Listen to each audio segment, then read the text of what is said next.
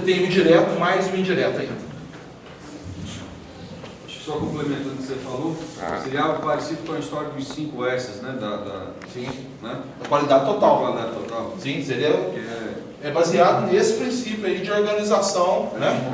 De estar estruturando a tua propriedade como um negócio para você alcançar uma máxima rentabilidade dentro do teu negócio. E organiza mesmo. Organiza mesmo. Então tem gente que às vezes fala assim, oh, não, eu já me certifiquei, como eu não estava conseguindo ágil, eu deixei de ser certificado, só que eu mantenho todo o sistema organizacional meu, que eu consegui à medida que eu fui trabalhando para certificar. Então, isso é uma opção de cada um, né? Miguel? É interessante a gente considerar também o papel da que a Alemanha desempenha nesse mercado internacional de café. Né? Esse programa do 4C, a Alemanha, segundo consta, é o terceiro país maior produtor exportador de café, vendedor de café no mundo. Não produz um grão de café. Agora, é uma maneira deles virem aqui e definir os critérios que eles têm para ganhar dinheiro em cima do nosso café. Sim. Talvez seja uma coisa a se considerar e tentar, talvez até se organizar e se livrar, de uma certa forma, dessa imposição. É meio difícil. O Brasil não vende em nenhum país do mundo nenhum café torrado com marca brasileira. Né? O nosso papel na divisão do mercado mundial de café é de vender café verde. Matéria-prima. Matéria-prima. Né? Isso aí é um problema que... Tem que ser lá na frente. Você tem que organizar a casa primeiro, mas é bom também ter sempre... Uma visão crítica. Uma visão crítica disso e entender o que fazem conosco. Não, sim. Isso aí é qualquer produto primário, né? É mão de obra, é matéria-prima, isso aí tem alguém que está ganhando lá de lá. Mas é não se acomodar. Ah, sim. Tem que enfrentar essa situação. Então, tem que ver isso aí de alguma forma para poder estar mudando isso aí, mas não é fácil, porque os próprios países consumidores têm barreiras tarifárias para os cafés industrializados aqui, enquanto a comunidade europeia compra café da Alemanha sem tributação. Né? Então a gente tem que pagar 16% o café brasileiro para entrar lá na Europa, enquanto os cafés da Alemanha não pagam nada. Né? Então isso aí, essa diferença aí já arrebenta com a gente. Tem que ser considerado e levantado essa questão também. O seu nome, por favor? Miguel. Complementando aí o assunto que o Miguel falou, que a gente não consegue vender o café processado, só ele beneficiado, né? Só ele vende. Com relação ao café certificado, existe algum caso no Brasil de pequenos produtores parecidos com a nossa realidade aqui, que conseguem processar esse café, torrar esse café, moer esse café e vender? Que eu saiba, não. Nesse ponto de conseguir fazer toda essa verticalização da cadeia, a ponto de entregar um café torrado e moído dentro do container, eu ainda não conheço. O Neto pode falar alguma coisa.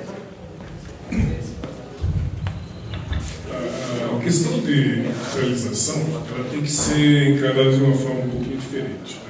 Né? Nós temos que lembrar que a cadeia do café ela é bastante ampla. Ela tem a parte de produção, basicamente, tem uma parte intermediária que é a chamamos de comercialização, que é dominada por grandes corporações, que são as trading companies. Aí você tem a indústria, que é a torrefação, e na ponta do comércio você tem duas áreas muito bem definidas. Nós chamamos, uma são os pontos de venda, que é o varejo, e o que vem ganhando muita força nesses últimos 20 anos, que são chamados pontos de serviço ou cafeterias, que não tinham o peso que tem hoje. Na verdade, aquele número que vocês viram depois de 10 anos, aquele salto que foi de 30 para 70 bilhões, na verdade, ele foi em função do crescimento dos pontos de serviço no mundo, ou seja, a multiplicação das cafeterias. Só que a gente tem que tomar cuidado também que aquele valor que foi gerado a mais, os 40 bilhões a mais, ele tem uma agregação de valor, mas ele teve também uma agregação de custos. Então, uma coisa é diferente você pensar em faturamento, por isso que aquela análise ela já foi alvo de críticas, porque foi uma análise muito cartesiana, não é dessa forma. Porque, na verdade, o percentual, obviamente, ficou mais baixo em relação aos produtores. Só que na ponta final, ele tem um valor final, por exemplo, se você for numa cafeteria vai ser 3 enquanto uma xícara de expresso, mas não é o café que tem um peso maior. Então você tem a água, você tem o aluguel, uma série de coisas. Então esse é um ponto. Tá? Segundo, a questão de pequenos produtores fazer a verticalização, assim como produtores médios e grandes, como foi alguns casos que o Sérgio mostrou na palestra dele, que é, por exemplo, o Pessegueiro e o... Não, Ipanema não está atuando mais. E, como é que chama? Orfeu, né? Que é da Sertãozinho, que são empresas que já têm um porte para assumir uma operação industrial. A parte industrial não é simples, ela é muito mais complexa. O produtor acha porque esse é um dos grandes problemas que nós temos aqui no Brasil, que é diferente, por exemplo, do que acontece na Colômbia e na Guatemala.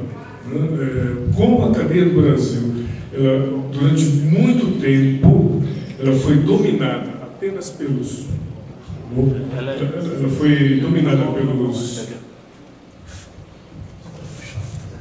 Ela foi dominada pelos produtores e entidades de produtores. Então, durante muitos anos, ficou uma visão de que o produtor estava de um lado e o restante estava contra ele. E, na verdade, não é isso. Todo mundo precisa de todo mundo. Só que cada faixa da cadeia, cada etapa da cadeia, ela tem um nível de especialização. Não adianta. Você querer entrar na área industrial é outro tipo de negócio, outra forma de você trabalhar e assim por diante. Quer dizer, não é só você captar matéria-prima, você tem uma parte que envolve ciência, que é a troca do café, o desenvolvimento de embalagens, o atendimento de normas sanitárias e o atendimento de normas internacionais, inclusive, se você quiser exportar. Então aí você tem a parte de frescor, se o tipo de embalagem atende a especificação, a validade, o prazo de validade do produto também atende e assim por diante. E é muito complexo. Então, por isso que o que eu sempre coloco para os produtores, o produtor tem que ter primeiro foco no negócio dele. Tá? É isso.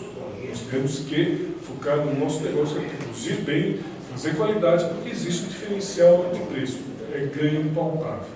A parte de industrialização, ela cabe para a indústria propriamente dita.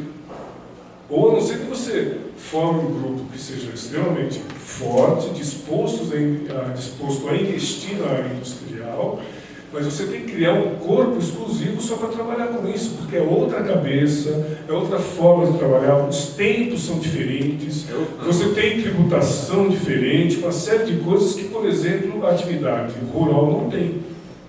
Incidência de impostos, sabe, toda a folha de impostos ela é diferente. É outro negócio. É outro negócio, exatamente. Então, por isso que são só grandes empreendedores ou empreendimentos que estão na área de café torrado, entre os produtores, justamente por causa dessa característica que é muito complexa. E o que existe hoje é um trabalho que a BIC, que é a entidade que coordena as torrefações, agrega as torrefações, que tem feito um trabalho de exportação do café torrado. Ah, está conseguindo já. Sim, ela vem fazendo, mas eles sabem que é um trabalho muito difícil. Não é fácil, até porque o Brasil não tinha até pouco tempo tecnologia para atender a legislação internacional de especificação de embalagem. Existem países que não usam o sistema métrico, você tem que fazer em sistema imperial, que é o sistema inglês, e assim por diante. Então, cada mercado tem uma característica, e isso aí é importante nós compreendermos para, então, definir qual tipo de trabalho ou tipo de faixa de mercado que nós queremos atuar. O que eu tenho defendido muito, até o Sérgio colocou aqui, existe um modelo que eu considero que é alternativo, que é o direct trade, que é o comércio direto. Quer dizer, porque existem diversas torrefações, microtorrefações, que eles têm uma consciência de que eles podem promover muito mais o bem-estar e sustentabilidade do negócio com o produtor, na medida que ele tem uma interação, tem esse contato muito mais próximo. Então esse é um movimento que começou timidamente há 12 anos atrás. Nós fomos um dos primeiros a fazer isso aqui no Brasil, né, de coordenar grupos que pudessem fazer esse tipo de trabalho com torrefações no exterior. E hoje, inclusive, torrefações brasileiras já estão começando a adotar esse modelo. Então, na verdade, depende também da organização do produtor, para que ele tenha condições de ofertar o café na qualidade que o pessoal precisa, na quantidade que precisa, no momento que a indústria precisa. Então, é um momento em que todo mundo tem que trabalhar junto. Porque, no geral, o produtor está falando, não, só vendo porque eu quero. Não é assim. Em comércio, por isso que havia uma piada no mercado, que o produtor era o único cara que tinha produto e detesta vender. É completamente fora das leis de mercado. Entendeu? Se você tem um produto, você tem que vender. Essa é a lógica. Então, por isso que esse modelo, ele estimula, inclusive, esse trabalho de conscientização. Não, você é um comerciante. Você tem que fazer caixa todo mês. Não tem jeito. É assim que você vive. E aí que o pessoal é estimulado através de um processo como esse. Entende? Miguel.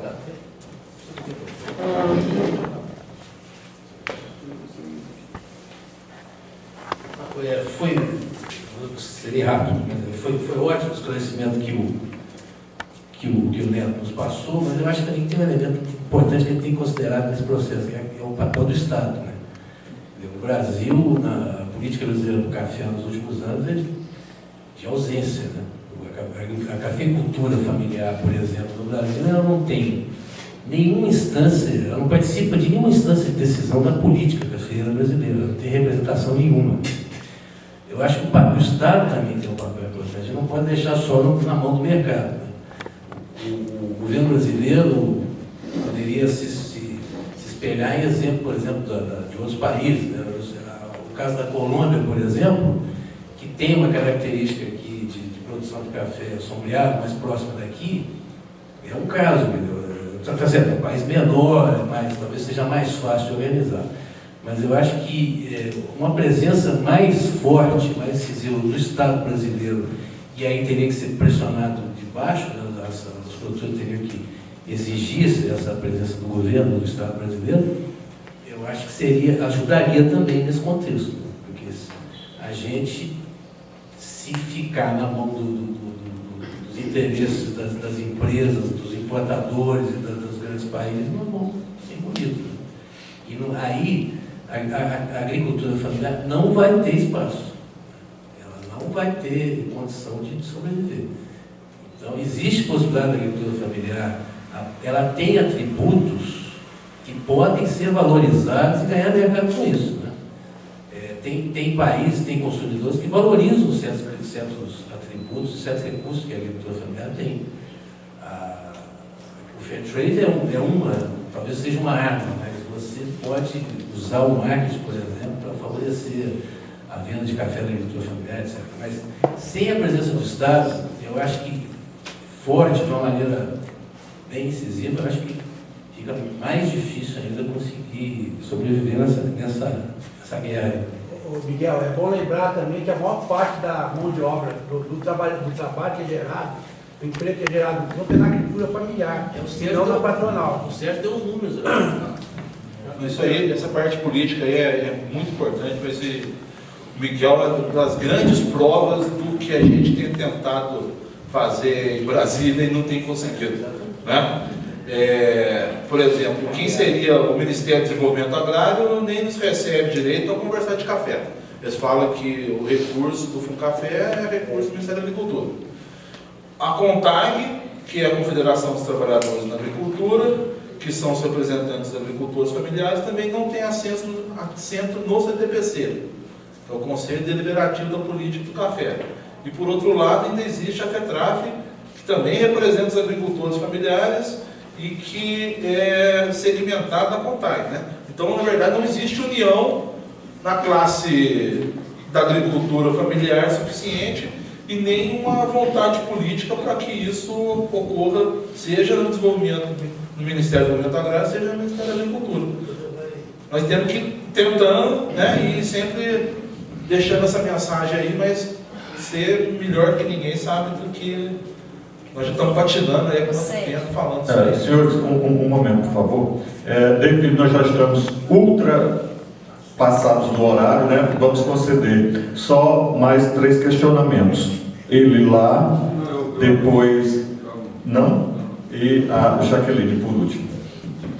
Acho que não vai ser do falar um pouquinho alto. Sou professor da Unilab, em realização, e eu concordo um pouquinho com ele que falou do Brasil, do apoio do Brasil, do Estado, mas eu acho que a OMC tem muita importância nisso. Inclusive, eu queria questionar ele se tem algum exemplo que a OMC trabalhou a Organização Mundial do Comércio em relação ao café, como ela fez agora com a laranja em São Paulo, a laranja para os Estados Unidos. E se os Estados Unidos taxam também o café industrializado no Brasil? Os Estados Unidos taxam o café industrializado no Brasil e a OMC tem... Quanto? Não sei qual percentual. E, na verdade, nós temos uma organização internacional do café que rege as políticas setoriais do café. Então, na verdade, tudo que é relacionado a café, a discussão não fica tanto no âmbito da Organização Mundial de Comércio, e sim na Organização Internacional do Café, onde estão representados todos os países produtores e consumidores, entendeu? O Brasil é o único que tem assento nas duas, como país produtor e país Sim, consumidor. o Neto lembrou bem aqui que o Brasil tem assento tanto na parte do país produtor como do país consumidor, porque nós somos o primeiro produtor e o segundo consumidor do mundo. Jaqueline? Olha só, eu só queria colocar aqui também, né, que igual o Miguel falou, a gente falando dessa questão e dessa falta de políticas públicas, uma das coisas que as organizações do Brasil, né, das cooperativas do Brasil têm feito aqui no Brasil, por falta dessas políticas públicas, é tentar participar dessas feiras internacionais de café que acontecem nos Estados Unidos, na Europa, para a gente, né, como cooperativa, tentar levar essas variedades de cafés que existem no Brasil, né? Porque se a gente for ficar dependendo de política pública, não dá, né? A gente não tem, por exemplo, uma federação como a Colômbia tem, que ela divulga os cafés, a gente não tem isso dentro do Brasil. Então, como a gente ainda não tem isso no Brasil, a gente tem esperança que isso vá acontecer em algum momento, mas como a gente ainda não tem, o que nós estamos tentando fazer hoje como cooperativa, como associação, é tentar fazer isso. Né, a gente tentar participar dessas feiras internacionais para tentar levar esses cafés das várias regiões produtoras, né? O Cerrado, o café do Cerrado fazendo o papel dele, né, nas cooperativas, o pessoal do sul de Minas, o pessoal lá do Espírito Santo. A gente está tentando fazer isso através disso, porque a única forma que a gente está vendo no momento de levar, de fazer com que os compradores internacionais conheçam os cafés especiais que o Brasil tem, é através dessa participação. É só para finalizar aqui, a mensagem que eu deixo é o seguinte: pressionem o governo municipal, estadual, federal, mas não dependam dele para nada para tomar decisões que devem ser tomadas dentro das associações e no âmbito de vocês. Pressionem, vocês têm direito. Vocês têm um deputado da região, tem um vereador, tem um prefeito, tem um governador que às vezes vem cá, tudo mais. Vocês têm o direito de pressionar e o dever de pressionar, mas não dependam dele para nada. Nós estamos no livre mercado e acho que isso aí vai ser difícil de mudar. Aplausos para o E a palestra seguinte será sobre a indústria de café hoje, que será às 14 horas, com o Gilberto Nogueira, do grupo Três Corações Santa Clara. Agora pararemos para o almoço.